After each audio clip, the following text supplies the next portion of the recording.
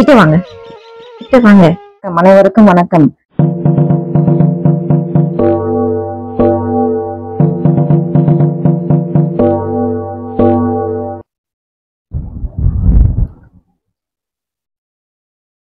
மூச்சு காற்றை உள்ளே இழுக்கும் பொழுது வஜ்ர ஆசனத்தில் அமர்ந்து மெதுவாக மூச்சு காற்றை வெளியே சிசந்த ஆசனத்திற்கு கொண்டு வேண்டும். உச்சில் பாயை தரையில் வைத்து கைகளை தொண்டைக்கால் பிடித்துக் கொண்டு இப்பொழுது இடுப்பு பகுதியை நேராக, அதாவது இந்த எல் வடிவத்தில் வைத்து ஒரு சில நிமிடங்களுக்கு இந்த நமன் பிரணாம ஆசனத்தில் அப்படியே இருக்க வேண்டும். கழுத்து பகுதி லேசாக உங்களுடைய நெஞ்சு பகுதியை தொடுமாறு இருக்குமாறு வைத்துக் கொள்ள வேண்டும்.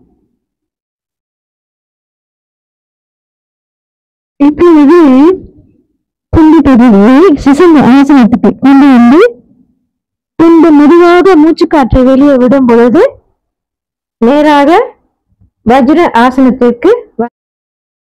இந்த ஆசனம் யாரெல்லாம் செய்யக்கூடாது என்றால், தலை சுற்றல் இருப்பவர்கள், உயர் இரத்த அழுத்தம் இருப்பவர்கள் இந்த ஆசனத்தை செய்யக்கூடாது.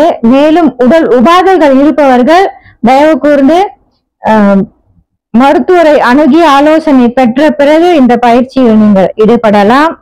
எந்த ஒரு ஆசன பயிற்சியையும் முடிவு பெற்ற பிறகு சிறிது நேரத்தில் சவ்வ ஆசனத்தில் அமர்ந்து, அதாவது சவ ஆசனம் உடல் முழுவதையும் அழகாக தரையில் படுக்க வைத்து அமைதிப்படுத்திய பிறகுதான் மற்ற ஆசனங்களை நீங்கள் செய்ய வேண்டும்.